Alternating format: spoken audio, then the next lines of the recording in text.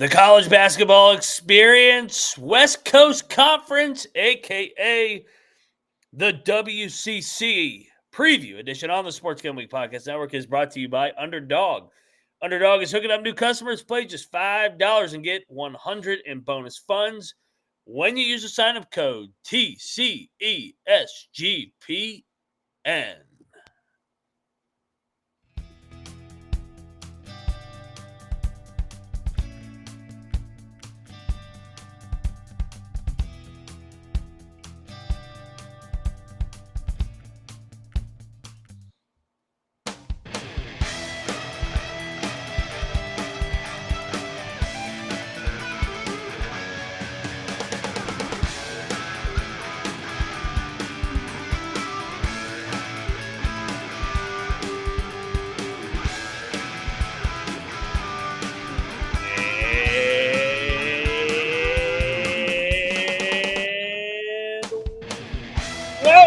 Everybody into the college basketball experience. WCC, man. Here we go, rocking and rolling. We got 7 left after this, according to my count. So this means this is preview number 24. Rolling along here. We got 10 days till opening night when you're listening to this on youtube.com/the college experience. If you listen on the pod, you may be listening to this over the weekend or Monday, so it might even be closer. But hey, the season is upon us. We're ready to rock and roll. Here we go. I am Moneyline Mac, aka the former video coordinator for Bob Huggins and Frank Martin.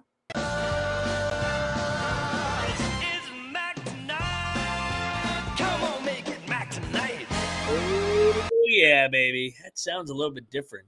More and more we get closer to the season. A little pep in the step, Bienick. Speaking of Bienick, this guy's from Michigan. He is a LeBaron driving, cocktail napkin having. He's Noah Bienick, a.k.a. Noah B77. What's up, brother? How we doing, guys? The WCC. Gonzaga is winning the league. All right, let's get out of here. No. We said that last year, too. That didn't work for me last year.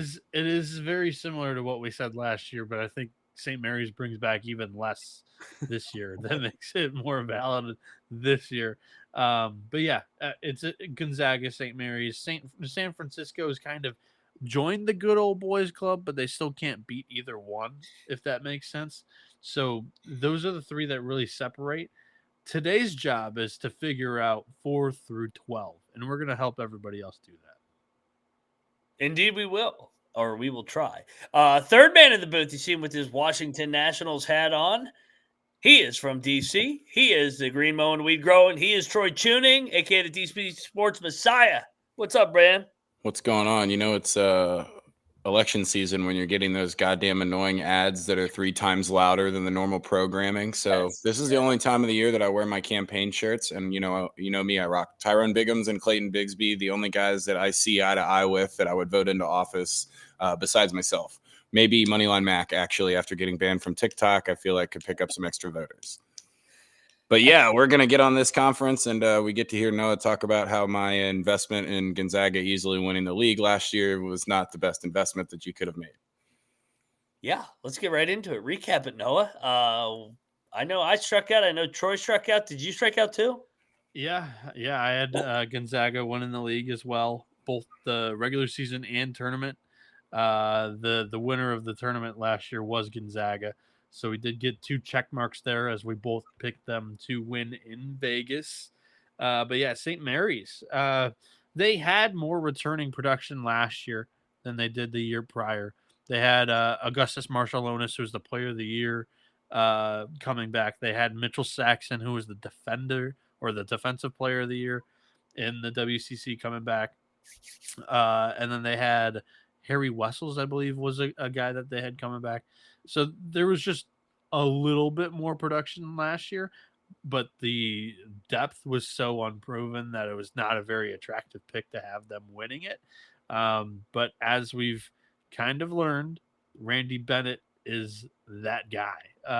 So yeah, they go 17-1 in league, 29-6 overall. Woo! Such a good season for the Gales, and they get misseeded as a 7, which was crazy. The sleeper for both of us was Pacific, with just how well received Dave Smart's track record was between us. We were like, yeah, they're finishing better than 10th where they were picked in the preseason. Well, they finished 10th in the final standings. And then the bust for both of us was Portland, and they finished 8th in the standings. They were predicted to finish 8th. We both had them finishing 10th. But we get kind of pinched with that sleeper bust, or more specifically, the bust disappointment in this league, because there's not a whole lot of room for them to fall with the top 3 spots already being taken. So that's a tough prediction as it is. But overall, I think we could have done better. I was sniffing out the fact that I was not buying into Gonzaga as much as everybody else. Like, everybody thought that Gonzaga last year was a top 5 team in the country, and I was like, no way in hell. I had them more top 15. And they were an 8 seed last year, 26-9, 14-4 in the league.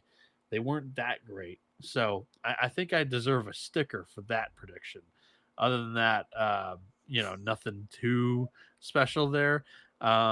And in the league, we have to welcome Seattle. Yes. They are the new face this year. Last year, we welcomed Oregon State and Washington State into the league. And they both performed pretty dang good. Oregon State was a little bit of a surprise last year, going 10-8, and Washington State goes 8-10. They were feisty early, then dealt with a lot of injuries late, and kind of the wheels fell off for both of the teams, to be honest. Oregon State was in the running to win the league, or at least come in second there for a little bit. Seattle and Chris Victor, that's your new face. Other than that, no new coaching in this league. So, final year of Gonzaga in this league, correct? Final league of a few. Oregon State, Wazoo. Yeah, Oregon State, Washington State, Gonzaga. And yeah, that might be it. The final year for those 3 programs. As they go over to the Pac-12. So I was just getting ready to say, man, this league is a lot better adding like Oregon State and Yes. Wazoo. Like it was such a good year for the league last year. Yeah, it was entertaining, and they did a really good job, I thought, of really capitalizing on those Thursday night late windows. Oregon State storming the court against Gonzaga, and just different games like that. So hopefully they can capitalize one last time here with the Gonzaga brand, and hopefully Oregon State and Wazoo can be chippy again, and this league can finish strong, because, I mean, this league does go now 6-7 quality teams now, at least, instead of what it was forever, which was the big 2 and then maybe 2 others that would be competitive. So I'm gonna toss in 8 quality teams. Okay, I think I agree with you. It's gone are the days for now of just 4 quality teams and then 8 fucking duds, where Gonzaga would just win by 70 every game. I think Seattle's going to walk in and make some noise, just like the Beavers and the Cougs did last year. Yeah, that was going to be – I was going to tell you, just go ahead and mark Seattle down as my sleeper joining the league this year. That's an easy pick. We'll get to see definitely some movement. I guess you could take them as a bust too if you wanted to, because they're not positioned well. So use that queen chess piece however you want. It can move in whatever direction. But yeah, I kind of agree with you. I think it's at least 7.5, 8 quality teams now. I think Seattle's pretty good. Last year, the Red Hawks go 14-18 overall and 8-8 in the WAC, and they come in and join the WCC. But Oregon State was even worse in the Pac-12 their final year before joining. They were 13-19 overall and 5-15, and then they joined the WCC. They go 20-13 overall and 10-8 in the league, losing their final 4 games. So, all righty. Well, before we start, I think it's a good time to plug the Rig League, the NBA, where they're betting on games left and right. So get on over there to the NBA Gambling Podcast so they can get you on the right side of the fix. Doing a great job over there trying to break down those games. Tune in to the NBA Gambling Podcast wherever you get your podcasts today. All righty, let's fire away. YouTube.com/the college experience. Whoa, why are we starting there? First up, well, that's Mark Few, and Mark Few's team is first in the alphabet, the Zags. This is an easy introduction. Mark Few has been at the front and center of this program since 1999. Future Hall of Famer. His accomplishments are pretty well known. He's won 20 WCC tournaments. He's won 22 WCC regular season titles. He's gone to 2 Final Fours in 2017 and 2021. In 2021, he got to the Natty. Actually, in 2017, he got to the Natty as well. I was there. They beat us at South Carolina before losing to North Carolina in an epic national championship. I will do my best to count these real quick. He's been to 1, 2, 3, 4, 5, 6, 7, 8, 9, 10, 11 Sweet 16s in the years he has not gone to the national championship. Been to the second weekend at least in four of the last 5 years. Every year. Every year. The last 5. Yeah, no, you can go a step further. Last year was the first year they did not get to the second weekend since all the way back in 2014. They had been to the second weekend for a whole decade. Yeah. This guy's a legend. 742 career wins, only 152 losses. He'll have a statue there. They should name the court after him. They have not won the regular season, though, in 2 back-to-back years. So I guess that's the one knock on Fewy here. He's got 22 of those puppies, but he's on a 2-game losing streak. Does he snap the 2-year losing streak here, Noah? Yeah, 1,000%.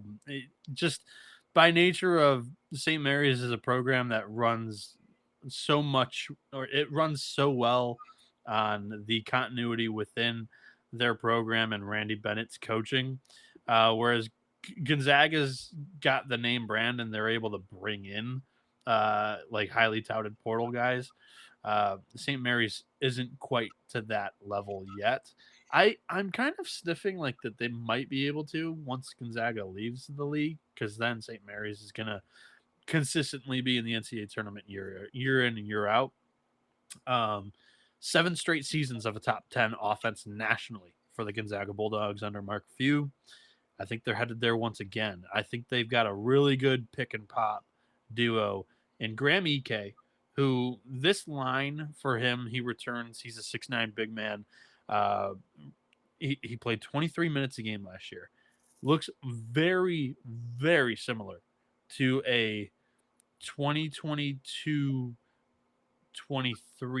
Zach Edey, where he played about 17 minutes a game, and you knew he was prime for an explosion. Last year, in just 23 minutes on the floor, averaged 17.5 points, 7.5 boards, over an assist per game. He was able to shoot a couple of threes last year as well. He shot 60% from the floor. He can mix it up defensively. He's not like the biggest and best rim protector, though, but he's got some bounce. And Braden Smith, not the Purdue Braden Smith, but the Colgate Braden Smith, who redshirted last year and was just marinating in this system. That was more of a common theme in the Gonzaga program pre-COVID, but Braden Smith is ready to go. I mean, he probably could have played on last year's team, but he's a 6-foot senior point guard who averaged 12.5 points, 5.5 boards, 5.5 assists, 2 steals a game in his final year at Colgate. I think he's going to run this system so well, better than your Nemhards, better than, just recent, post-COVID, I guess, points since that 2021 team. I think he's going to be a better point guard than Nemhard for sure. And we'll see what happens with Tyon Grant Foster, because recently, within the last week, the NCAA came out and denied his appeal for another year of eligibility. He's had 2 heart surgeries.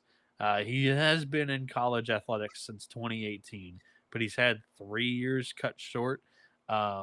A lot of people are on the side of Tyon Grant Foster and saying that, if some of these Euros or some of these G League guys are playing at 22 and 23 years old, another year in college for a 5th year of playing time isn't the worst thing for TGF. I have heard better arguments. I'm not quite sure if the NCAA has already denied him once, if he will be able to get eligibility here. If they don't have Tyon Grant Foster comes in from Grand Canyon. He did not have the greatest season last year, so he's already kind of a little bit of a wild card piece. The other wild card piece is Steele Venters, who last year in the preseason tore his Achilles, and then the 2023-24 season he tore his ACL. So you have to go all the way back to David Riley's Eastern Washington team. Oh, yeah. And Riley's coaching at Washington State in this conference this year. But Steele Venters was a star for that EW team. And he put up 15.5 points per game, shot 37% from deep, 45.5% from the field.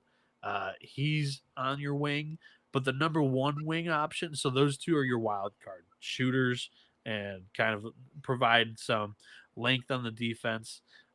Grant Foster's a nasty defender. If he plays, he would be a starter for sure. Venters is 100% a wild card because you don't know if he's going to come back and be 100% after the two nasty injuries. Adam Miller is your go-to scorer on the wing. He comes in from Arizona State. He's a 6'3" guard who shot 43% from three on 4.5 attempts last year, averaged 10 points, 2 assists, 2.5 boards. He's going to be really important to this team, but I'm on a breakout year for Braden Huff as well. A 6'10" forward, played 16.5 minutes a game last year, averaged 11 points, 3.5 boards, shot 57.5% from the field. He also can provide you a little bit of spacing and threaten from deep. Jalen Worley was a big name from Florida State 2 seasons ago. Didn't do a whole lot with Virginia last year, but he's got plenty of talent as well. To me, I think that Gonzaga is one of your best teams in the country. I think they're destined for the second weekend once again this year. I like this team a whole lot more than I did last year's Gonzaga Bulldogs group. I don't know how you feel about it, Troy and Mac, but tell me I'm crazy, or maybe you agree with me. I don't know. I tend to agree. I actually kind of like this roster. In fact, to the point of when I was looking for something to dislike about it, the biggest thing I could come up with is the one kid that's named Alonzo Metz, which those are two things that I hate. But by the time that they get to NCAA tournament time, Pete might not even be a Met by then. So, you make a good point about EK possibly breaking out. Yeah, he looks like he could take the next step. I loved Adam Miller at Arizona State. I think you're pretty spot on. I don't think they're going to go 3 years without winning the regular season, but I think you're pretty spot on the Sweet 16 appearances, something that this team looks like they have in their future. I do like that Mac used the photo of Mark Few, how many beers he orders every time he goes up to the bar. Oh, yeah. I mean, the analytics loved this team last year. They never really caught up to the analytics till the very end of the year, where they kind of got hot in that WCC tournament. I think this is a good team. I'm with you. No, I think this is a top 10 team again. I know it's a lot of question marks at the guard position, but I trust Few and company. Better fits here than Nembhard. I don't know what was wrong with Nembhard towards the end of his career. He kind of just was so casual, in my opinion. I know his statistically looked good, but then Khalif Battle was an interesting fit as well. I think, and same with Hickman. So fresh blood here, new faces. Love the 1-2 punch in the front court with Huff and EK. I think Gonzaga just pummels team on the glass and controls the paint game in and game out in this league. The only thing that I worry about is Gonzaga's physicality down low. They seem a little soft in the front court, but backcourt's going to be pretty dang good defensively, I think, this year. And that's kind of been the biggest question mark about Gonzaga is, the offense is going to be there and they'll be a really good team because of that nationally. It's just the defense that's kind of limited their ceiling in past years. And I think this year it is definitely one of the better ones that Few's had in the last decade. Team number 2, we all will have Gonzaga probably win the regular season, so stay tuned at the end. Stan Johnson, 72 and 73, entering his 6th season. he has hovered around mainly the middle of the pack, back-to-back sixth-place finishes. Last year, finishing 8-10 in league play, 32-45. He is a former Marquette, Arizona state assistant. I felt like I thought he worked for Randy Bennett, but he did not.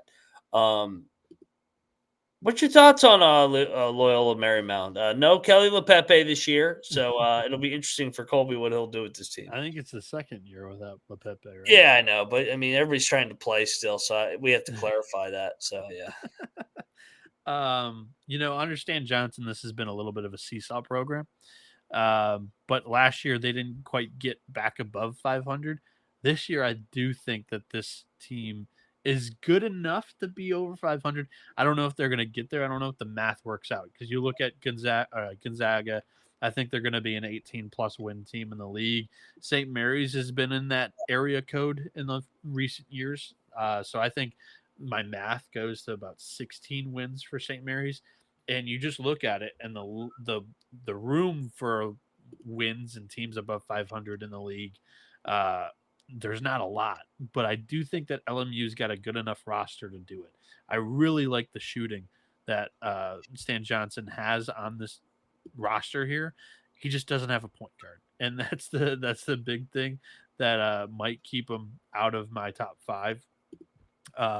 Nikel Shelton from Eastern Illinois was money for our EIEIO Panthers last year. A graduate senior 6'3" guard this season. He played 34 minutes a game last year, 17 points per game, 4.5 boards, 2 assists, shot 36.5% from deep on 4.5 attempts per game. He also has Tanner Thomas coming in from Sacred Heart, a really good Pioneers team last year. Mm-hmm. As a redshirt senior this year, he's 6'6", played 30.5 minutes a season ago, averaged 14.5 points, 6 boards, 1.5 assists, shot 45.5% from the floor, 37.5% from 3 on 4 attempts a game. Those, I think, are really good wings. You have Rodney Brown as well, who played 15 minutes a game for Virginia Tech, a 6'6" junior wing, who shot 42.5% from 3 on 2 attempts a game. You have Jan Vide returning after playing 19.5 minutes in this program last year. My best guess, and this is coming from the Jim Root roster sheet as well, is MJ Amy is going to play the point. But he was more of a shooter last year. He's a 6'2" redshirt senior guard. Shot 30.5% from 3 on 4 attempts a game. You would like that to improve this season, but he was a very good defender, and he returns for another year.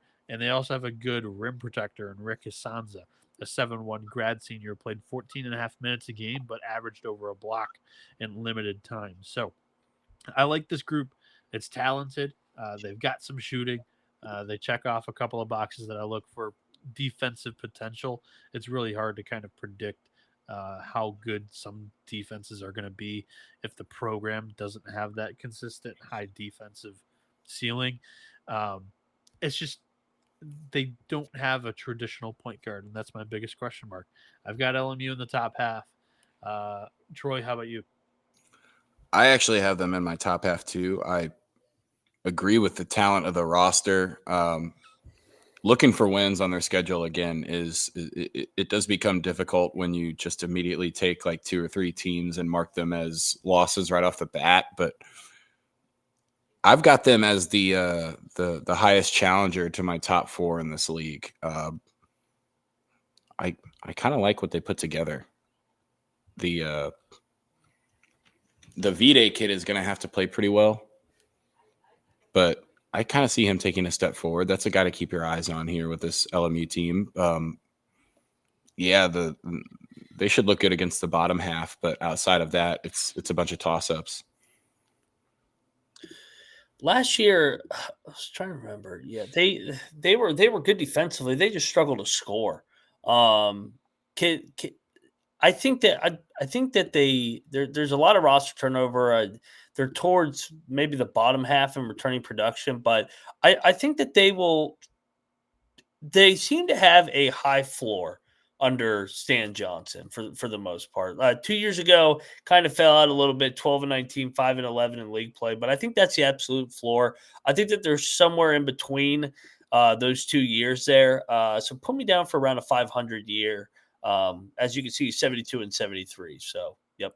The offense is like made clear steps of improvement this year, just talent wise and shooting wise. And they've been about a middle of the pack defense rating wise in Ken Palm and the WCC. So it's kind of murky where they're sitting in that middle of the pack. But yeah. Let's talk about MyBookie. MyBookie.ag is a proud sponsor of the College Experience, your place to bet on football and basketball and everything else. Their prop builder is second to none. Their motto is bet on anything, anywhere, anytime. Easy deposit and lightning fast payouts using crypto. Head over to MyBookie.ag. Use our promo code TCESGPN for a 100% bet back bonus up to $500 for new customers. That's MyBookie.ag. Promo code TCESGPN. We are also brought to you by Novig. Novig is America's #1 sports prediction market. Novig is your place to get the best prices available in 35-plus states. Download that Novig app and get $50 when you spend $5 if you use our promo code SGPN. Get in on the action with Novig, promo code SGPN. We continue on with one of my favorite coaches in America, Tink. Here comes Wayne Tinkle, headed into year number 11. Survive in advance, baby. They always want to get him out of there. And when his back's against the wall, he shoots out a nice season. Last year, 20 wins, just like he did 4 years ago. And they got to the Elite Eight, a nice contract extension. Every 5 years, he produces a nice year, 2016, 21, 25. Bienick. Does that mean that they have a down year here? I think it does, because just look at the timing of it, and they're about to go into the Pac-12. That's going to be a really good basketball league. And you can kind of just see that if this team has a few missteps early, December, January, I wouldn't be surprised if this administration pulls the plug on Tinkle before entering the Pac-12. That's just my feeling on it. They've already done it with the football team and the football program. So to get a clean slate and possibly have your program's value rise a little bit just by default and by association in the Pac-12, I think you could maybe see the floor fall out of them late in the year. You could see a little bit of potential with this team, especially in the shooting department. Once again, you've got Des White coming in from Missouri State, who shot 37% from three on 7 attempts a game. You've got Malcolm Christie coming in from Oakland, who shot 32% from three on 7 attempts a game. You've got Isaiah Sy returning, Josiah Lake returning. Both of them shot quite a bit of threes in their limited time. Lake played 23.5 minutes a game, shot 37% from three on 2 attempts per game, and Sy shot 34% from three on 3.5 attempts a game in just 18.5 minutes. The front court I'm not a fan of. They're 2 up transfers in Stephen Olawani from Southern Indiana and Noah Amenhauser, a 7-footer from Coastal Carolina. I'm just not like the biggest fans of these bigs coming in, again, up transfers into this league. I think the league clearly was better performing last season, and I'm not quite sure that these guys are going to cut it. That's a big step up, in my opinion. Keziah Kissy is a 6'3" sophomore guard. Last year as a freshman at Howard College, which is a JUCO, put up 12, 4, and 3.5 assists a game. You have Yak on the bench from D2 Colorado Mesa, with formerly of Mike DeGeorge. He's a 6'11" junior forward who has a lot of offense to his game, averaged 11 points, 6.5 boards, shot 48.5% from three, or from deep. 48.5% from the floor. Been talking quite a bit, I guess, today. And then the Pitt transfer, Jorge Diaz-Graham, a 6'11" senior. To me, the front court, it seems like they've thrown kind of shit at the wall and hoping that something sticks here. Diaz-Graham is also able to shoot the deep ball along with Amenhauser, whereas Olo Waniwi and Yak are more defensive, really good pieces. Yak's got some offensive talent, but Oluwaniwi doesn't. Yeah, it's just they're going all in on shooting, which isn't necessarily a bad thing. They're, I think, as a whole in the front court. Troy, how do you feel about the Beavers this year? Well, I can tell you that Yak Yak is going to be in the running for best name in the league by far. I think the fact that he can run a little bit might add a little bit of a dimension to not necessarily just having big dudes that are going to shoot from out wide. Outside of that, there's not really too much on this roster that I'm mega familiar with. Des White's pretty good. I think he'll look solid in a conference like this, but I didn't see too much of Diaz Graham. I don't know too much about Amenhauser either, so I don't know if I have too much of a strong opinion on this roster. I feel like this is more indicative of what I think of other teams in the league is going to determine where I find Oregon State, to be completely honest. They did lose a lot. I will say that. I mean, how many transfers did they lose, Bienick? 9? Sorry, I meant to mute myself on that. I didn't know I didn't. Okay. Yeah, they lost so much production from last year. Yeah, 9 transfers, all 5 starters. My guy Michael Ratai is gone, but He's at Baylor. like every starter's not returning from last year. So Frank's got it. He loves Tink. Tink finishes in the middle of the pack. I don't know what I think of this team. Man, like I think that they fit in the WCC pretty well, though. All think those they years, do. yeah. The only issue is they're not there long term. I know. So they grind out some wins here. I think. What's their schedule look like for the upcoming year? When are they playing these upper tier folks in conference play? They play Santa Clara. They open Santa Clara, San Francisco to finish December. They've only got, that's actually a good draw. They've only got Gonzaga once this year. All right, 500. Let's go, Tink Tink. All right. They've only got St. Mary's once this year too. They got a really good schedule draw. Yeah, they're taking care of Big Tink. Let's go over to Pacific, where we got Dave Smart. I'm not going to overreact to 1 year, 1 year. I mean, last year was his worst year in his coaching career. Obviously, at Carleton, he was unbelievable. In Canada, going 98-3. That'll help your record over the course of time. So he's got what? That was the last 3 years. He was 591-48 in his 20 years there at Carleton. So now he's coming over to Pacific, 9-24 last year. I actually thought they were chippy in the non-con, though. I thought they were going to hold their own in conference play. He wins 600, getting 9 wins last year. No, I got to think this team takes a step under Smart. He's a good coach. Yeah, the program trajectory, even though they still finished 10th in the standings last year, the trajectory is up. And this guy last year. Yeah.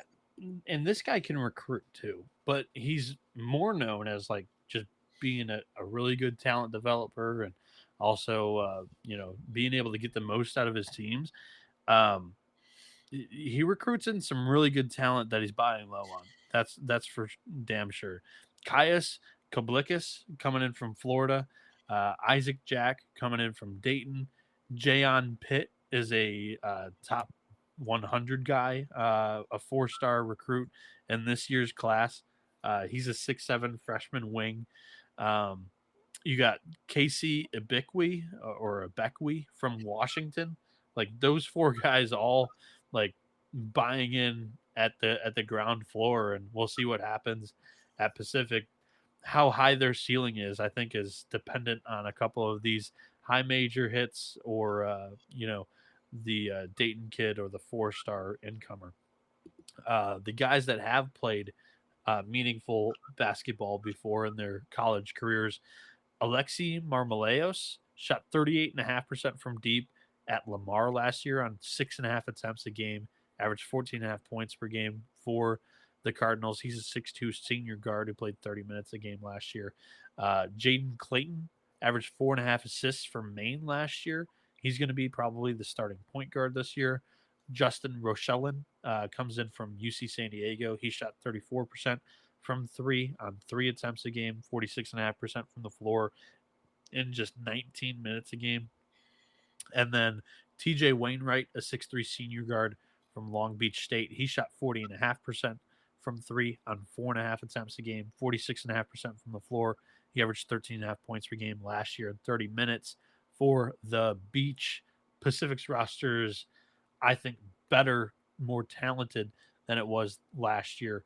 They also have plenty of experience this year, upwards of 9 to 10 upperclassmen that could play rotation minutes for these guys, and then Pitt, who's a reasonably touted 4-star freshman recruit. So I got Pacific taking a step up this year from 10th, the basement of the standings, and I think they're headed for better years soon. Yeah, I kind of agree. We all love Ralph. He's the new Drew Timmy of the league. He can rock the mustache celebration if he wants. I think Marmolejo's kind of determines how this team goes, and if he can play well, I think you're going to see. Obviously, they'll perform better than they did last year. But looking at this team as a whole, I know Max says he doesn't want to overreact. I don't know if I necessarily have them any higher than like 8th or 9th, though. Yeah, for sure. Yeah, I forgot to mention Elias Ralph too. He averaged 15 and 8 last year. He's the baller. I mean, might not even be a terrible choice for like player of the year if you wanted to sprinkle a longer shot or something like that. I like this team. I'll have them in the middle of the pack. I'm interested to see the adjustments Smart makes after going through the gauntlet once in the WCC. He's a guy I want to back. Not only was he good at Carleton, but he worked for McCaslin for a year. So those Grant McCaslin assistants have been really successful. So I'll be in on Pacific this year to take a step up here and get to the middle of the pack. All right. Yeah, and they're super old, to your point, Noah. Like, they're the second oldest team behind San Diego. We'll get to San Diego. Also, a roster that I like. We'll see about the coach, though. Yeah, see how Smart is a guy we know is going to be invested, a grinder. The guy at San Diego, Mr. Lavin, I don't know how invested he's really. You can see that their program's willing to spend on the basketball team, though. Now, that doesn't mean he's grinding, though. Let's talk Ed Schilling here, coming over year one at Pepperdine, 13 and 22. Year one. This was an interesting hire coming over from Grand Canyon, Indiana, UCLA. He is a Steve Alford guy, 88 and 115 as a coach all time. He's the head coach at Wright State. Okay, first year for Pepperdine, Noah. What do you think? Do they take a step in year two like Pacific, we think? I don't see a positive step forward for these guys. They're really young. Yeah. There's so much youth on this team. They returned 2 guys that did play 20 minutes a game last year for them, though. In Danilo Dozic, Cooley played 25 minutes a game at Marist. He didn't play last year because of an injury here with Pepperdine. So he's a 6'5 graduate senior. Shot 47.5% from three on 2.5 attempts a game. And Dozic was more of a defensive piece his freshman year, but 22.5 minutes is good minutes in your first year of college basketball. And he shot 34% from three on 3 attempts a game. He just didn't have a whole lot of offensive production. May improve that this year. Then you've got Styles Phipps from Grand Canyon. He only played 8 minutes a game a season ago, but Schilling recruited him to Grand Canyon and was able to bring him in to Pepperdine after his first year at GCU. Aaron Clark is a 6'6 redshirt sophomore. His first year of basketball at Wake Forest came in 2023-24, and he also redshirted with Pepperdine last year and is expected to take a step up and possibly start for the team this year. They have Yassine Garam, a Yale transfer who shot 47% from three on 2 attempts a game. Really didn't shoot a ton for the Bulldogs last year in 23 and a half minutes. He was efficient when he did, so that's something to note. But you've got Stefan Sisic, a 7-footer who did not see the floor a ton in his freshman year with Tulane. Pasha Shimarani from Fresno State. He did not play his freshman year with the Bulldogs. And Pavla Stovic from Utah State. He was at Gonzaga to begin his career. He redshirted there, transferred to Utah State, didn't play there. Now he's at Pepperdine, and we'll see what happens with his college basketball career. But as you can see, just so many sophomores or guys that played just a little bit in their freshman year that Schilling's taking gambles on. And to me, it's an interesting approach. He was able to keep a couple of the guys that he redshirted last year. But experience wins in mid-major college basketball, and I don't see that from Pepperdine. So I've got him in the cellar this year. Yeah, I picked this team last in this conference. This is an easy handicap. You go through this roster. There's 3 Serbians, a Bosnian, and someone from Montenegro. There's going to be fucking fights in the locker room, 100%. Like, there's no way that you're going to stop those guys from hating each other. Yeah, I don't really like the lack of experience. Like I said, I have them picked last. I don't know, maybe Cooley from Marist will look kind of cool, but outside of that, not much here that I like. Yep, I will be fading this young group. Schilling's got to prove it to me. A lot of unknown, a lot of question marks here. We hope we're wrong, but I suspect that this will be either 11th or 12th place finish for Pepperdine here. Could be the other team in the basement with them. That is the Portland Pilots here.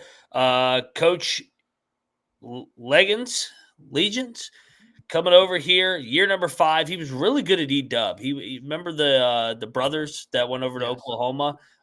He was the head coach there before handing it off to his good friend David Riley over at Wazoo now. 39 and 16 his last 2 years and made around a 64. E-Dub, everybody wins at E-Dub. So Legans coming over here. They've been between 6th place and 8th place. 5-7 wins in league play. Can they take a step here, Noah, or do they stay in the basement? I think they stay in the basement. I do. So I don't remember what his coaching tree was. I was hoping that you may bring that up, but I think he was part of a good coaching tree, if I'm not mistaken. All E-Dub. He was at E-Dub for 8 years prior to that. Okay. And he won double-digit conference games in the Big Sky in all 4 years that he was the head man at Eastern Washington. It was a really lateral move, in my opinion, to come to Portland, and he just hasn't been able to find that same type of success. I think he's a good coach. And you look at last year, we both thought that this would be a team that finished in the basement, and they didn't. They outperformed expectation. And you look at Ken Palm and, where preseason expectations were compared to where they finished at the end of the year. And he's outperformed expectation in every single season as a head coach, except for 3 in his 8 years. And in the 3 years that he didn't outperform them, there was only one where it was kind of a disaster. And that was 2024 when there was some reasonable expectations. And I believe they had a quick start early in the non-conference by beating a couple of teams and then just totally fell off. They beat Long Beach and UC Riverside, but this roster's got no pop, in my opinion, for the WCC. They've got 2 top 100 JUCO recruits coming in from Trinity Valley Junior College, where they won the national championship. Garrett Knuckles and Cameron Williams. But I don't expect their games to translate a ton and make a big impact. There are more role players in the starting 5 than star guys for that Trinity Valley team. Riley Parker's the big name here from St. Francis.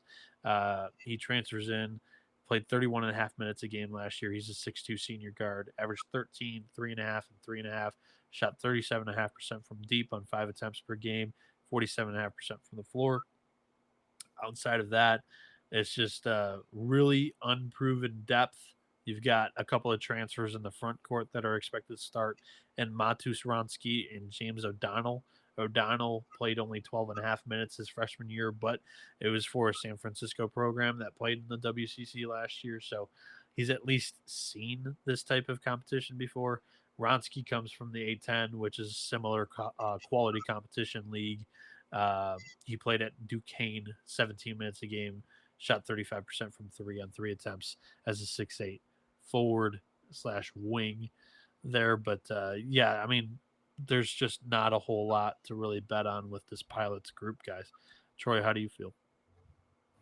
Kind of the same way. There's not too much that I recognize on here. I see all of these teams have all these Australian and New Zealand players. You should have had Cap do all the info because he spends his late nights betting on NBL and Aussie basketball. It's hilarious. But yeah, I mean, is he still in the chat? Oh, he's got to be. Cap there? I was going to say the Hronsky kid from Duquesne was kind of the only one that stood out as like a recognizable piece. I've got these guys down in the basement, actually. I do as well. I think maybe what the ceiling could be 8th. I can't see them crack the top half. No, the ceiling 8th. Yeah, still whoa. As Clark mentioned, Austin Rapp last year as a sophomore for them was their best player. Shot 38% or 35% from 3 on 7.5 attempts a game, and he's playing for Wisconsin this upcoming season. It's just tough to build a program nowadays in mid-major basketball if you're not an established program. Yeah, and I thought he should have stayed at EW and tried to jump to a better one, but oh well. Legans, tough sledding there, year 5. We'll see if he can get it off the ground. You can get it off the ground over at Underdog. Underdog is a great place to play fantasy pick'em where you can win up to 500 times your entry. Simply pick higher or lower on your favorite player stats. Available for a ton of different sports. Underdog's got a brand new offer for customer play. Just $5 and get 100 in bonus funds when you sign up with the promo code TCESGPN. We're also brought to you by Rhythm. Rhythm's crushing in college football and NFL. Rhythm is giving away weekly cash prizes just for tracking your bets in the app. Track 5 bets in the same type of any model and build, and you can win up to $1,000. Use our promo code SGPN25 when you download the Rhythm app for 25% off when you get the first month. Download the Rhythm and use our promo code SGPN25. All right, easy program to sell here. Randy Bennett has been a model of consistency with the Gales for St. Mary's. Amazing. He's been there since 2001. So Fewy, been there since 1999. Randy Bennett has won or shared the regular season title 1, 2, 3, 4, 5, 6 different times. They've been to the round of 32. I think like 5 or 6 different times. He's been to multiple Sweet 16s. Back-to-back champ, actually 3 in a row because they tied for it 3 years ago. He's won the WCC tournament as well 4 different times. 7-time WCC Coach of the Year. They should build a statue of him. They should name the court after him. They have an identity. They're going to be tough. They're going to guard the shit out of you. They're going to play methodical, slow, and they'll be a pain in Gonzaga's ass again.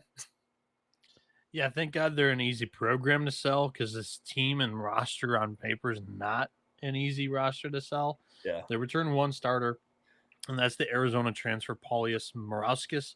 He was outstanding for the Gales last year in 27 minutes a game. The 6'8" junior forward averaged 12 points, 7.5 boards, shot 44.5% from the floor. He can step out and shoot it, but he didn't have a great clip. He didn't shoot it at a great clip last year. And then they're going to rely on a lot of freshmen for production. They bring in 3 top 50 freshmen and also another freshman from a really good Lithuanian youth program in Montes Uzenis. Tony Duckett transfers in from San Diego, played 25.5 minutes in this conference as a freshman a season ago as a 6'5" guard. He shot 34% from 3 on 2.5 attempts a game. Most of these guys have pretty good size and length for defense here.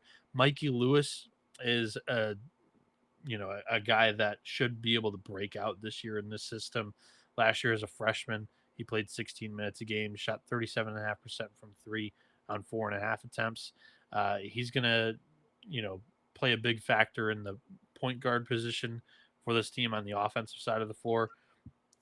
And on the defensive side of the floor, their 7-footer that they've been grooming for a few years now, Harry Wessels, should play a major impact. He's a senior now, shot 54.5% from the floor, but averaged over a block a game in just 13 minutes. I expect him to be much, much better with a more runway into the starting role at the 5 with the former 3-time defensive player of the year Mitchell Saxon moving on. Him behind Saxon, he should be once again a very good defensive piece for the Gales. It's hard to say that they're not going to finish in first or second this year. I think they're in contention for a title again. Couldn't tell you kind of like outside of Moraskis and Lewis who their top guy out of these freshmen could be, but St. Mary's will be there once again under Randy Bennett. Yeah, and they've got 3 7-foot-plus guys. Clark's going to get mad, but I will be also playing Conference Player of the Year with Mikey Lewis, so don't worry, Clark. We'll talk about Mikey Lewis. He's a baller. This is the reverse of a lot of the teams that we've talked about. This is a team that you definitely back early because their defense is going to show up, and you just know it. And then you see how they develop from that point on. But we know they're going to be at the top of the league. Next slide, Sullivan says, moving on, looking live, the next team. Yep, they'll be in the NCAA tournament. They'll probably be a 10 or 11 seed this year, I would think. They'll grind games out. They'll win 24, 25 games.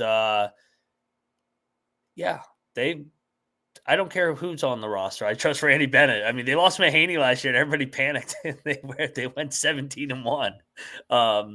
The next big foreign guy will step right in, the 7-footer, and they'll have another one backing him up, and they'll be physical as hell, and they'll be right there. I don't think they'll beat Gonzaga this year for the regular season title, but they will finish second.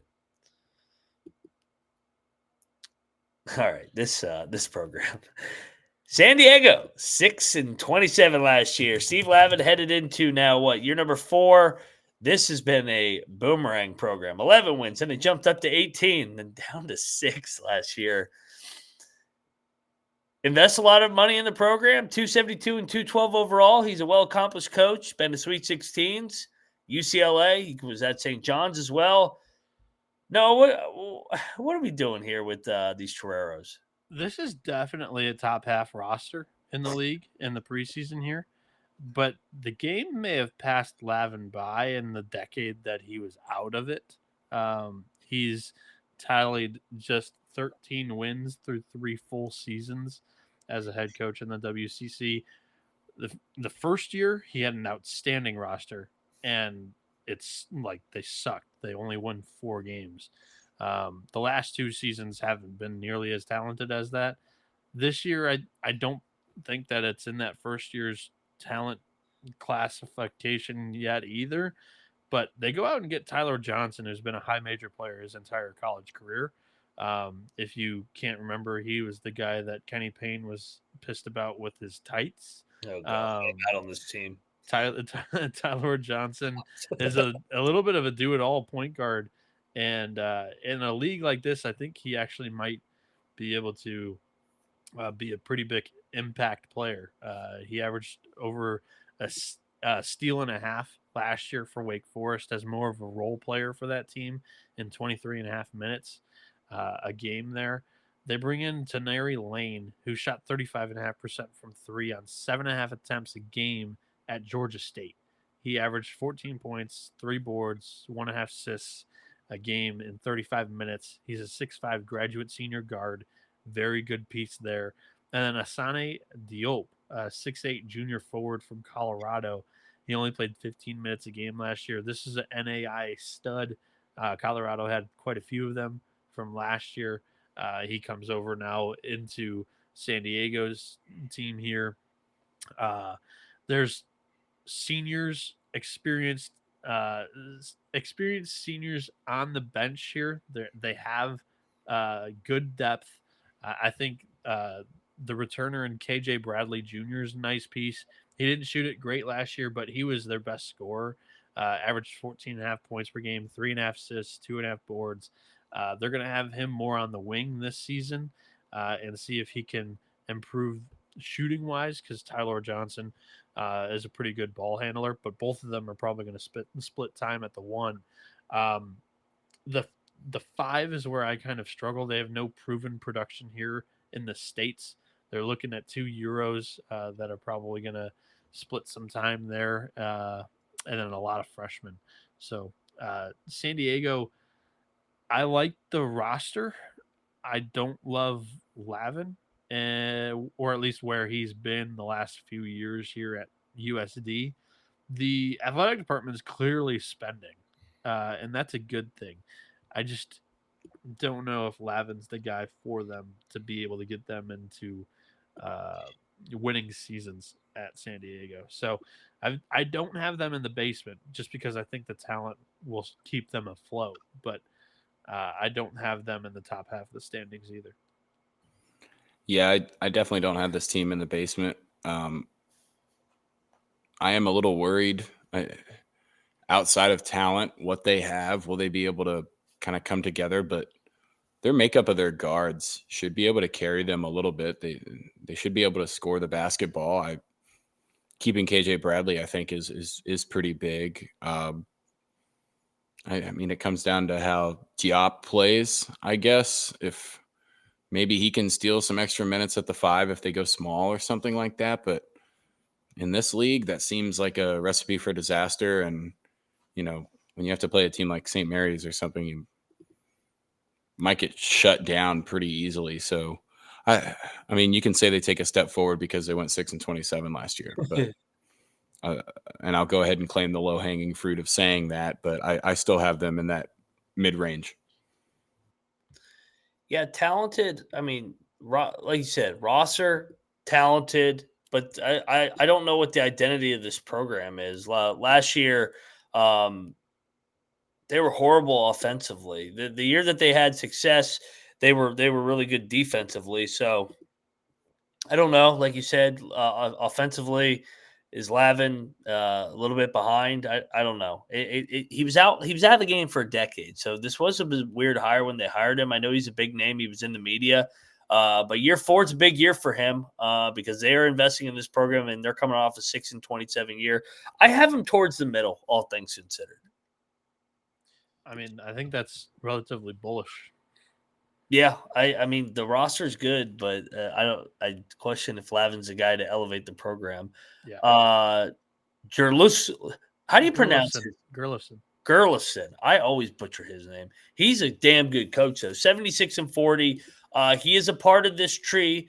Gerlufsen, that's with Kyle Smith and company. He was Todd Golden's associate head coach before he went from San Fran over to Florida, and they reunited last year when Florida went out there to play in the Sweet 16 and Elite 8. You saw the photos of the reunion. 3 straight 20-win seasons for this program, the Dons. Gerlufsen is a good coach. I think they'll finish in the top 4 again just because they have an identity, and this has just been a good program under Kyle Smith, Golden, and now Gerlufsen. Yeah, they returned 3 starters and 4 guys that played 20-plus minutes a season ago. This is your team that brings back the most meaningful production from a season ago. And they go out and they grab some, portal players that I think fit the system. You look at Vukasin Masic. I don't know if that's actually how you pronounce that, but this is another one of those when we were talking about Portland losing their best players to the portal. Here's the other one. He played 28 minutes a season ago, a game for the Pilots. He's a 6'5" grad senior guard, shot 36% from 3 on 4.5 attempts a game. And then a couple of big men here from the portal. David Fuchs from Rhode Island, a 6'9" junior who played 20.5 minutes a game for the Rams, averaged 7.5 and 7.5, shot 58.5% from the floor. Guillermo Diaz-Graham, a 7-footer from Pitt. He was the better of the 2 twins. We'll talk about actually the second twin in a second here. They're both playing in the conference this year. We He already shot talked about 30. Diaz Graham, sorry. Yeah, he's at Oregon State. State. Sorry. Yeah, you're good. Graham shot 31.5% from deep on 3.5 attempts a game. He's a little, as Mac would say, soft as a 7-footer. Kind of railboard thin. He's mainly an offensive piece. Averaged 6'5" and 1.5 assists a game last season. And then Mookie Cook was a guy that he never really panned out for Oregon, but he was a talented 6'6" wing for them. He only played 4 minutes a game for the Ducks last season. And all of these portal players supplement those 4 returners. So you've got Nuedo Newberry, who is a really good piece returning for San Francisco. The 6'7" grad senior forward who played 24.5 minutes a game last year, averaged 8.5 points, 4.5 boards, 2.5 assists, shot 36% as a stretch 4 from deep on 2.5 attempts a game, 46% from the floor. You have Tyrone Riley, who, as a freshman last year, played 28 minutes as a 6'6" wing, 9.5 points, 6 boards, over a steal per game, over assists per game, shot 50% from the floor, 32% from deep. Ryan Beasley returns. He'll probably man the point this year as a 5'11" junior. Played 25 minutes a game last year, averaged 9 points per game, 2.5 assists. This is a really good roster. There's more returning production and more talent in the portal that you can bank on than a team like a St. Mary's. It's just, can USF knock off one of the 2 big dogs? And that's the biggest thing that I believe Golden wasn't able to beat either one of them. And Gerlufsen, he's had better teams than Golden, I think, in my opinion. And he's been knocking on the door. I don't know if he's ever beaten those 2 guys. And he never plays them at home. You've got to be able to knock off one of the 2 big dogs in order to finish 1-2 in this league. They've got the team to do it. I think it might be one of the best Don's rosters we've seen this decade. But yeah, I've got them 3rd until they prove me wrong. But yeah, they're definitely the best team outside of Gonzaga and St. Mary's in this conference. Yeah, I definitely also have them 3rd. It's not like the top 4 in this league is really that crazy, as we mentioned. I do like Mookie Cook. I saw, before I'm scrolling through this roster, I saw in the chat, Clark mentioned him. Definitely an athlete. I think maybe the basketball skill will look a little bit better in this conference. I like Newberry's game last year. Getting Fuchs or Fucks or however you want to say it seems like a pretty big pickup for them. And obviously, best name on the roster is Legend Smiley, right? Yes. Legend Smiley is a pretty good name. They look like they have pretty good size at the guard position too, so maybe that'll help against some of the grinder games against St. Mary's and stuff like that. But again, I just see them being that half step behind those 1-2, as is tradition. They will not beat Gonzaga ever because they never play Gonzaga on their home campus. They're playing at the Chase Center again. I just checked. Yeah. They're playing Loyola Chicago at the Chase Center. Those are their 2 biggest home games of the season, and they're playing at the stupid Warriors Arena. I know it makes money, but no, you're not going to win the game. You're not going to win the game when Gonzaga gets more fans than you, San Fran Dons. They've been great at home under Gerlufsen too. They were great under Golden. The gap is they're more talented than St. Mary's, but St. Mary's just will grind out games and they'll find. I don't know if they're more talented. They got more proven. They got more proven. They have more proven production and more returning minutes than they definitely have the ability to look better early because of what they're more complementing with their talent that they've added. Yeah, this is a year to knock off St. Mary's. They're not going to touch Gonzaga, but Gerlufsen and company, the Dons, they could get second, but they probably won't because for whatever reason they sacrificed their biggest home game of the year against Zags. They'll lose by 1 game again. It's hilarious. They playing at home against St. Mary's this year? at They, their building? I believe they are. Yes, they are at War Yeah. Memorial against St. Mary's. So they'll probably win that one. They've got a shot. Just looking back real quick, how many games were they back? They were one game back at Gonzaga last year. The year before that, or I guess they weren't one game back, but they were in the hunt. But yeah, last year they finished one game back at Gonzaga. They got swept by them because they give them a home game. It was so meaningful and pivotal last year. I'm going to look at the schedule real quick because they lost the bye in this league because it's Yes. the ladder system, and they hosted Gonzaga the final game of the year, Yes. and they had it in the Chase Center, and they lost by 20. Yes. Yes. They were closer to beating them in the kennel. They were closer to Yes. beating them in the fucking kennel. They were closer Yes. to beating them out in Vegas, where it's Spokane, Vegas out there. It's so stupid. Yeah. And they dropped the game to Memphis too. Remember when we took him against Memphis and when we forgot the game was at the Chase Center? And it was like, oh shit. And there were more Memphis fans. Oh, please, somebody call me in that athletics department. I'll fix the shit. Yeah, for real. Play your games on campus. Seriously, stop giving away your home court advantage in your biggest games of the year for a double bye to get to the NCAA tournament. Speaking of NCAA tournament, Herb Sendek has been to the NCAA tournament multiple times. I believe he's been there. How many times has he been there? He was there, Miami of Ohio. Then he was there at NC State 5 different times, twice with Arizona State. He has not been able to get there with Santa Clara, headed into year number 9 now. But the one thing about Sendek, his teams are going to play slow. They're going to guard. They're going to be efficient. And the floor is going to be very high. They won't finish ever under Sendek unless they have a shitload of injuries in the bottom half. They'll be in the top 4 or 5 once again. Just look at their last 4 years: 10-5, third place; 11-5, third place; 10-6, fourth place; 12-6, fourth place. We know what we're getting with this program. They'll win between 20 and 23 games. I was so high on this group last year. I picked them to finish above St. Mary's in the standings. And they gave me headaches early on, like in the non-conference. I don't know if you remember that. And I was like, shit, I don't know if Sendek is really that good of a coach because they lost to Bobby Hurley's Arizona State. They dropped a bye game to North Dakota State. They lost to Steve Alford in Nevada. They lost to Stanford, who, I mean, we know Kyle Smith is a good coach, but that was not a good team last year. Well, they lost to Danny Sprinkle in his first year. It's like, holy shit, maybe I was so wrong on Santa Clara. And then they turned it up in conference play. They literally rattled off, I think it was 11 wins in 16 games or something like that in conference play.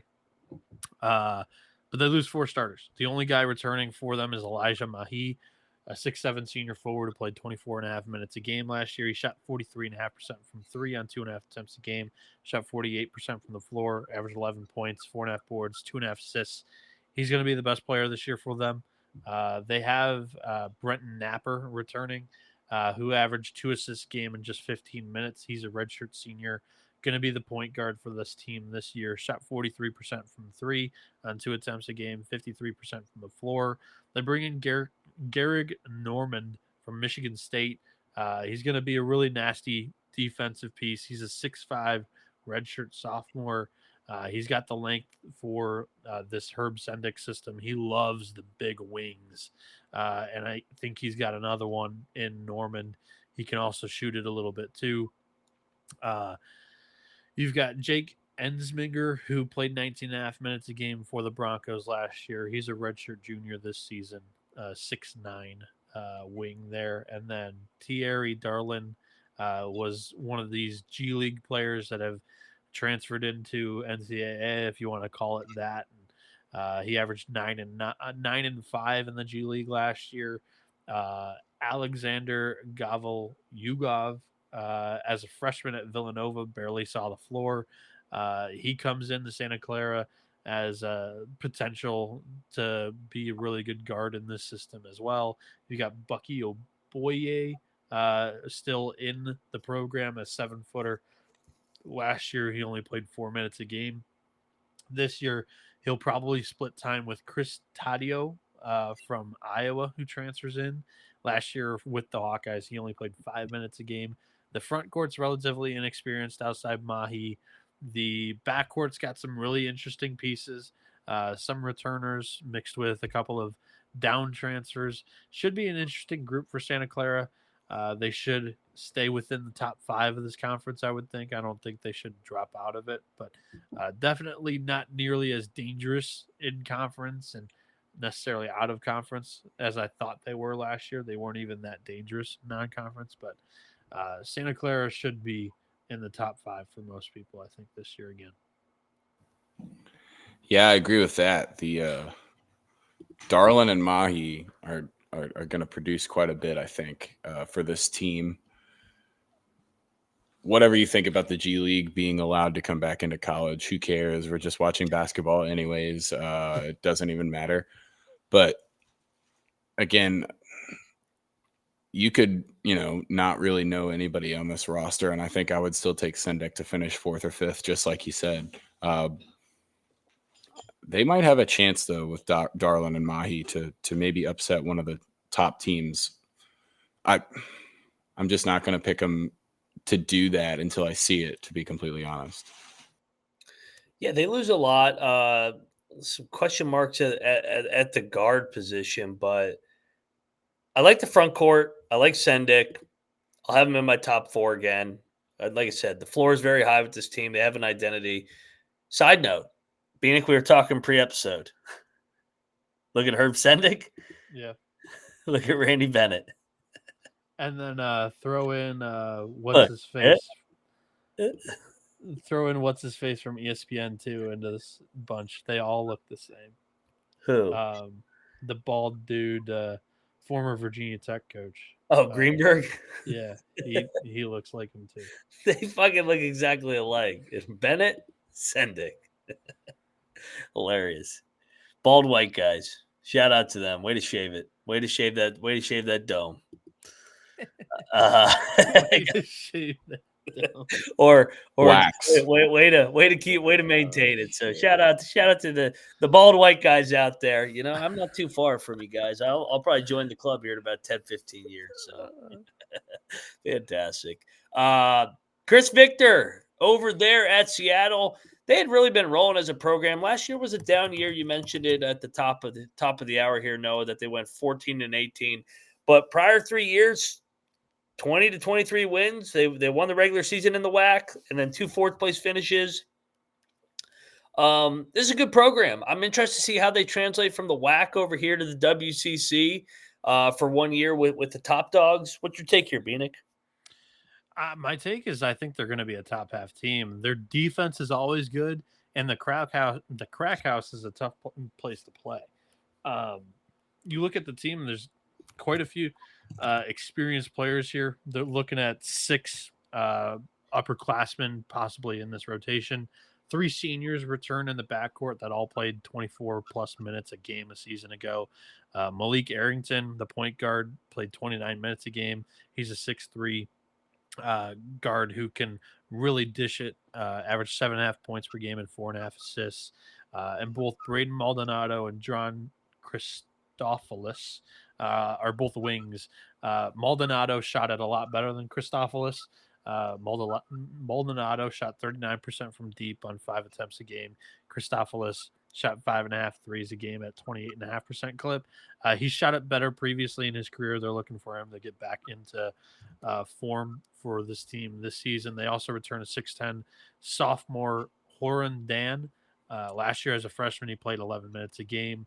They have a Gonzaga transfer as well, Jung Suk Yo, who only played 4 minutes last season a game. He's a 6'8" senior forward who can step out and shoot the 3 a little bit as a stretch 4. Coming from the Gonzaga program, I'm willing to bet that he's a relatively talented international player. They also have a couple other transfers. Austin Maurer is a freshman or a sophomore 7-footer last year. Didn't see the floor with Grand Canyon his freshman year. JoJo Murphy's a 6'2" senior guard from D2 Chico State. He was an All-American there. He averaged 20.5 points per game, 4.5 rebounds, 4 assists, shot 38.5% from 3 on 6.5 attempts per game. It's just going to be really hard to project him to crack one of those 3 returning senior guards in this lineup, but he's a really good piece.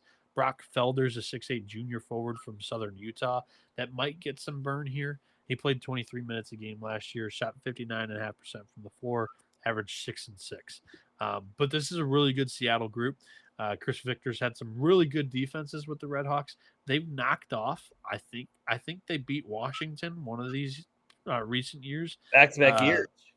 Back-to-back years. So, like, the ceiling is kind of high with Seattle. Last year, they just kind of, I don't know, for whatever reason, fell apart in the WAC. But I've got Seattle as a top 5 team here in the WCC this season. Yeah, I definitely have them pushing up this mid-tier for me. Malik Arrington is a baller. The biggest issue that I see, their guards are kind of small, and everybody else in this league tends to have a lot of size. Moore is 6 feet, and the Horon Don kid, I think, is 7 feet, and I think he's pretty close to 7 feet too. But man, the guards are kind of small. I feel like that could be you have to play St. Mary's. You're going to get grinded down, and then you're going to have to play games like right after that. That could be an issue for them. But I do see them performing pretty well overall in the conference. I've got them pretty solid in the mid-tier here. Noah, yeah, this is another team that is forfeiting their big Gonzaga home game. Yeah. To play at the climate change arena. Yeah, that's going to be a loss. They're playing St. Mary's there. I think they played Wisconsin. I think they played Washington there and won, though. They played them 2 years ago and lost by 1. I was wrong. They won at Washington last year on campus. Okay. But that'll be a Gonzaga crowd. Yeah, 1,000%. Yeah, they're forfeiting their home court. Yeah, how many home games is Gonzaga playing now in this league? This is rigged. This is a rigged league. Mac, stop. I'm on to this rigged league. McNeese is rigged. Gonzaga's rigged. Oh, come on. Play him at the Red Hawk Center where it seats 1,000 people, and don't let the Zags take over. I'm with you. I think that this is middle of the pack here, year number 1. I'm not as high as everybody else. I do like some of their returning production, but Seattle lost to Washington 199 in double overtime at Climate Pledge, which is the NHL arena there. So where the Kraken play. They competed against Washington, who is, a really talented team that 2024 year. But yeah, that's all I can add. They weren't good, but they were talented. Who was the coach? Hopkins? Yes. Okay, yeah, that's enough. When I pull up some of the names on the team, you'll be like, "Oh yeah, I remember." Yeah, the head dudes. I'll lay it with Gonzaga when Gonzaga goes there. Middle of the pack for me with the Crack House here. I think that they'll be competitive, chippy. Interested to see how it translates. Year number 2: Xavier Wheeler, Paul Mulcahy, Keon Brooks, Moses Wood. Ridiculous. Just ridiculous. Also, Corin Johnson was on the team on the bench. Such a bad coach. David Riley's not a bad coach. David Riley did pretty good job, I thought, year 1. Yeah. New roster, went 8-10. They kind of ran out of gas in league play. They started in the non-con hot. They beat Boise and some other teams.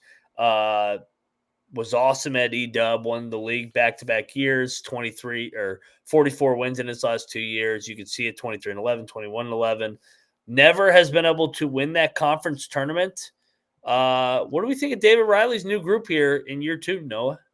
It's not going to be as good as the group last year. You just look at it. It was Cedric Coward, Lawan Watts, Nate Calmese. Those 3 were insane. Coward didn't play much, though. Yeah, he only played 6 or 7 games. The year before that, he was really good for Eastern Washington. Yeah, now he's a lottery pick. He's with Duke or North Carolina. He's with one of those teams. I know that.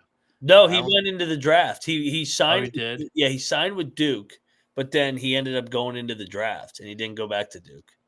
That tells you how much I pay attention to the NBA. Anyway, Andy Okafor is the name that I wanted to highlight off the top here.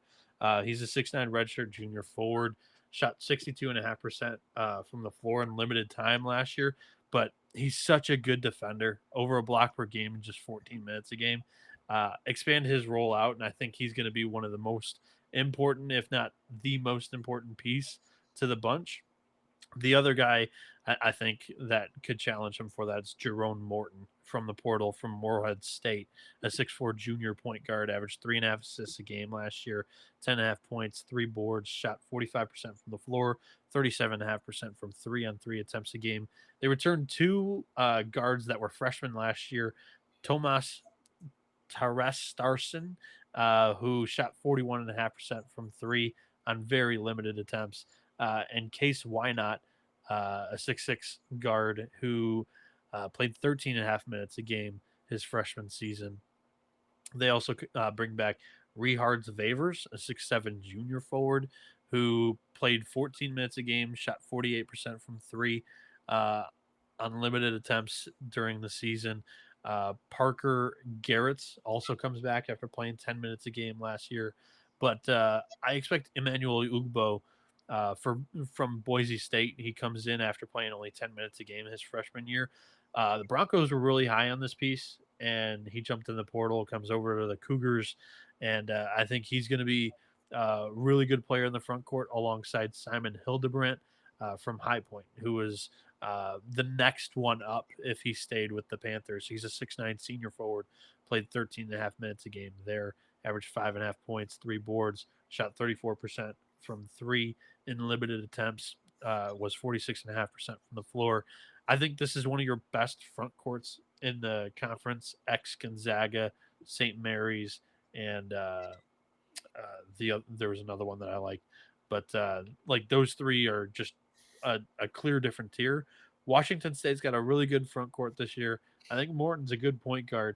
I think Washington State's going to be really feisty in some areas. And I believe David Riley's a good coach too. I'm not quite sold that they're going to be a contender like a San Francisco, a Santa Clara, or a Seattle this year like I am with those 3. So, Troy, how do you feel about Wazoo? I kind of want to put them on the same level as Seattle. I don't know if maybe you think I have Seattle a little bit higher than I truly do, but I agree. I think that they're they're right there challenging for that who's the best of the mid tier. I don't know if they'll necessarily be that team, but like you said, Hildebrandt is a pretty good front court player. I think Jerome Morton is mega important, and I think that he will be able to create quite a bit. I loved him at Morehead, and yeah, I think that this is definitely solidly mid tier. I think they're pushing for finishing in the top half, though. I had to just check to make sure that they're playing Gonzaga at home and they're not in that Spokane arena. It wouldn't have shocked me if they forfeited a home game to Gonzaga too. They get the Zags in Pullman. I like to see. I have them cracking my top 5. I think that I like the additions in the portal. They do bring back a decent amount off of last year's team with some returning production, guys that played double-digit minutes. I think Morton slides right in from Morehead State, a winning program. And Ugbo, I think, is the younger brother of the other brother that was. No, there was an Agbo, right? Is it Agbo or Ugbo? there was both. They had both. They had a Chibuzi Agbo and a Emmanuel Ugbo. God, these fucking names are killing me. Yeah, dude, I trust David Riley. Good coach. I think they'll win 20 plus. Let's go. There we go. Let's rank them, guys, and get up on out of here. At they're at 12. 12. 12, I got. So I think this might be unison. Pepperdine. Portland at 11. Yeah.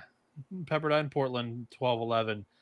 10 is not going to be unison. I just think that the floor falls out on this program. I am a Beavers fan. I love Oregon State. I just think that there's going to be a little bit of a conspiracy this is my bold take of the conference. There's going to be a little bit of conspiracy to get Tinkle out before they go back into the Pac-12. I got Oregon State 10. I'm moving them up a spot because you said that. I don't. If I was being truly like analyzing this team, I don't think the front court's very good. I think it's a pretty big hole. But I like the shooting. What do you think, Troy? What do you got at 10? I don't think I'm going to put Oregon State down that low. I'm going to put Portland at 10. Wait, who'd you have at 11? Oh, Pacific. Oh, wow. Believe it or not, yeah. Okay. Got them down in the bottom. Pepperdine, Pacific. Sorry, I guess. Who do you have 10, Mac? I got Marymount, Loyola Marymount with Stan Johnson. I'm not the biggest fan of this program. I kind of think that they're taking a step back. I think they missed their window with that group 2-3 years ago when they were right there to knock off St. Mary's. I'm a little higher on them than you. I don't have them as a contender or anything, but a little bit higher. San Diego, I have a 9.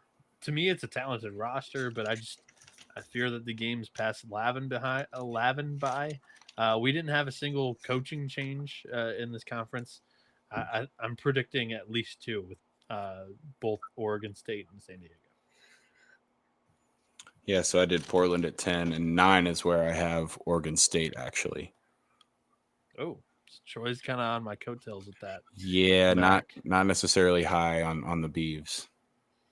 You guys are going to pay for this. I got Lavin at 9. He's horrible. Great roster, we said the roster's top half. I'll pick him 9th out of 12. I'm going to go with the lowest ceiling team, and that's Pacific here at 8 for me. There's just other teams that I can make a better case for. But I want to be bullish on Dave Smart. He has a few buy low portal guys here that I like. And he's got such a good coaching track record that he's not going to be in the basement of this league, I don't think, again. So, Troy? 8? I've got San Diego at 8. This is where I also have Lavin.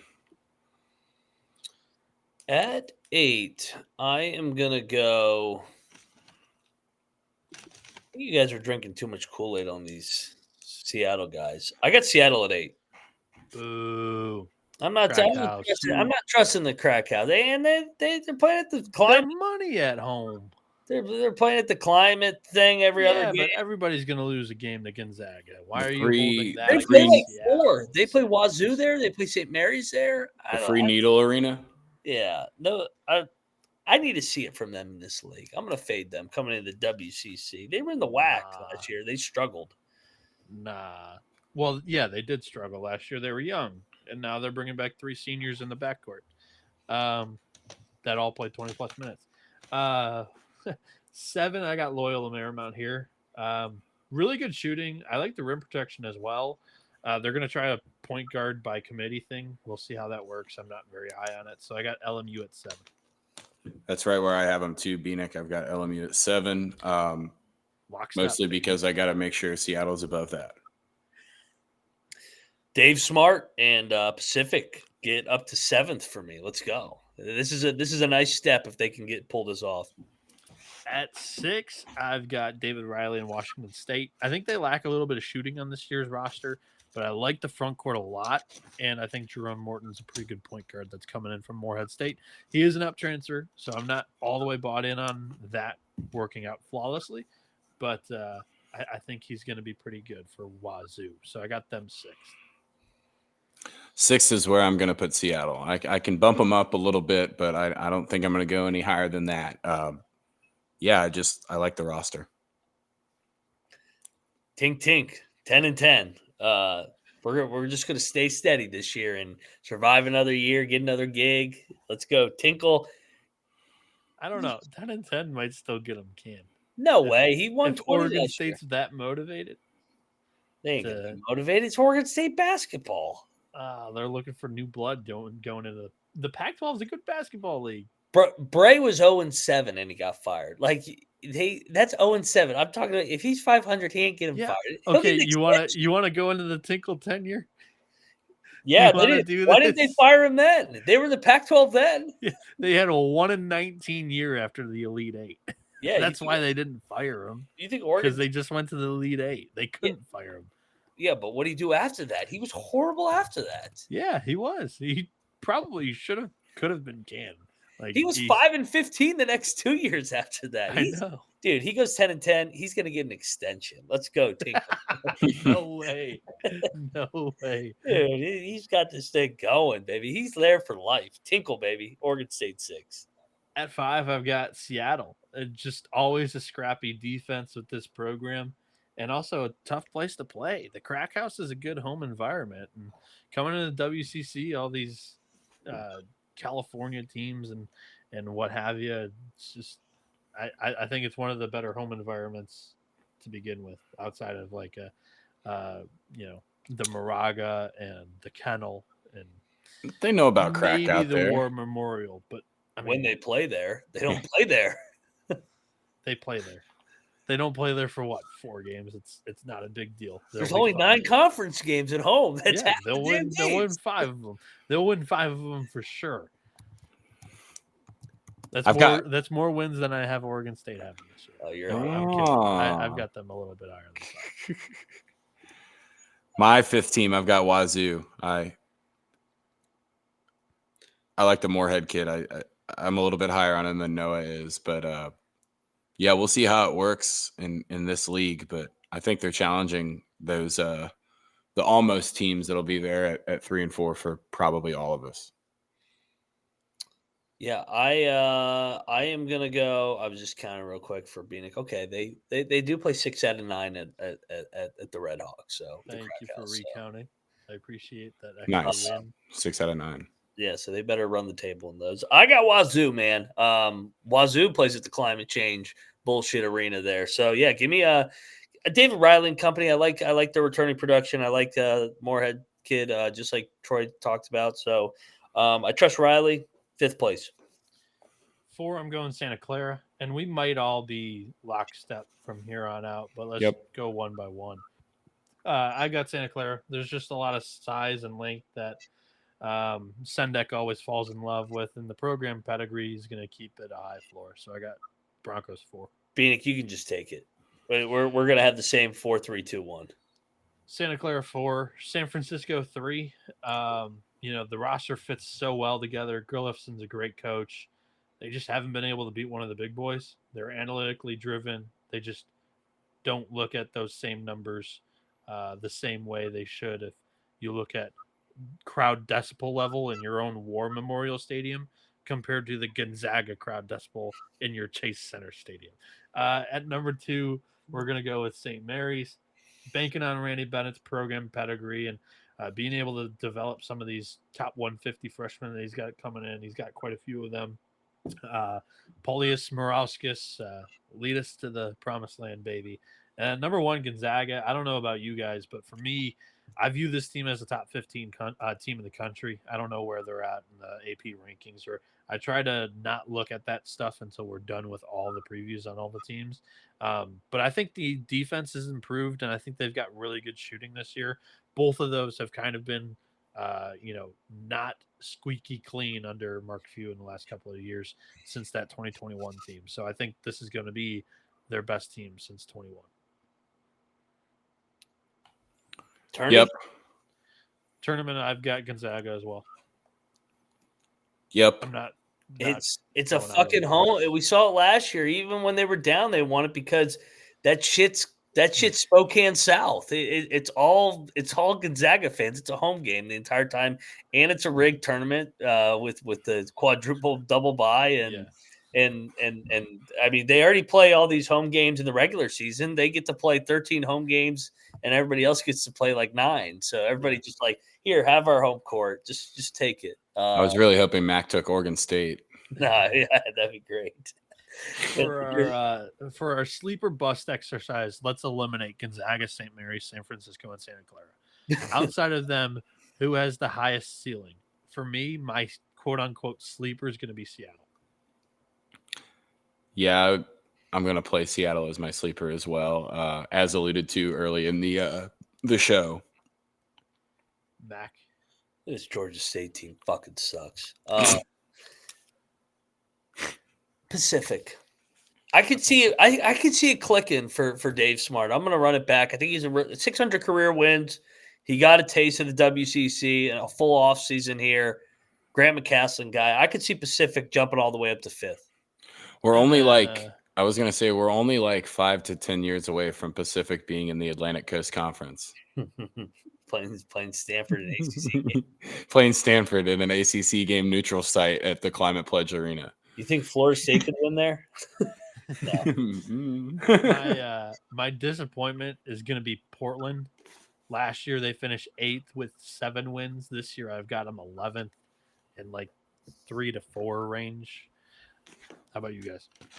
Is Marymount a disappointment at 10? That should count. They were 8 and 10 last year. Finished 7th. Yeah, so if they finish 10th, that means kind of the whole drop down of a tier for sure. Yeah, sure. I mean, I've got Portland at 10. That's pretty far down there. I don't know. Maybe Oregon State at 9 if you want to use different like max rating as what would be considered a bust. You guys are going to get tinkled on. I'm fine with Oregon State. If you pick them 9, they finished 5th last year at 10 and 8. So, yeah, that's good. I just had Portland 1 spot below. 24 down, 7 to go. These two guys are going to get tinkled on here this WCC season. So let's go, Beavs.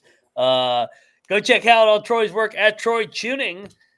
Go check out Noah Bienick's work, college baseball, coaching hires, a lot more. Go check out the college baseball experience and the hockey picks every single Friday night.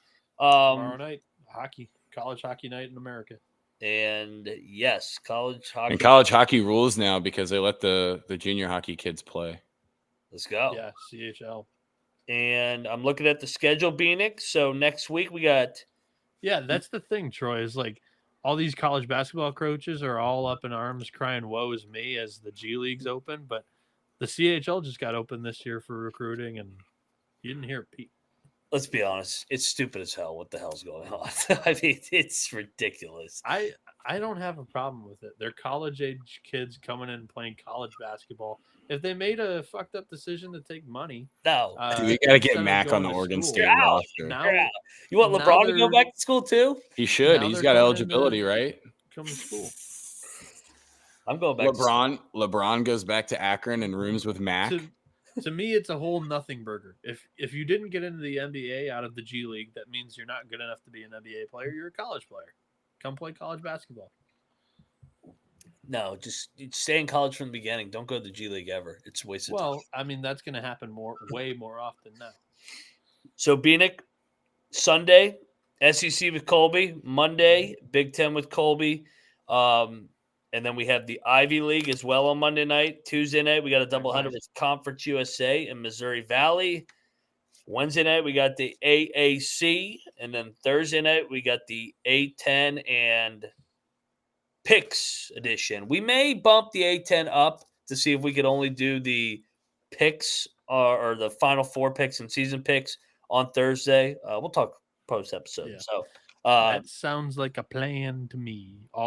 But the next one for sure that's penciled in, SEC Sunday night, probably around 9, 10 o'clock. Just like we did Mountain West last week. No more Sundays off, man. That was it. 2 weeks ago was the final Sunday off. Because next Sunday after that is the opening night picks marathon. That's the grandiose marathon. Oh, God. That'll be a fun one. 40 games or whatever. It's stupid. And then Monday night we'll be like, why are there 10 games on Tuesday? It's here, guys. It's I think everybody in the chat loves college football, the college football experience, but the college basketball experience, chat, is a different animal. So, guys, make sure you go check out Spotify, Apple, leave a review, especially on Spotify. That would help us out a big time, so we can rise up those charts. And, like, subscribe, tell a friend, help us help you. That's all I got. He's at Troy Tuning. He's at Noah B77. I'm at Moneyline_Mac. We are the college basketball experience. Thirsty Thursday. Cheers, everybody. And we are out of here. And this Georgia State team is god-awful. But Del McGee would have these guys ready to play. We got to apply for max eligibility to get him back on a roster. Get Mac to the SWAC, baby. 9 o'clock. Perfect. 10 o'clock's prime time.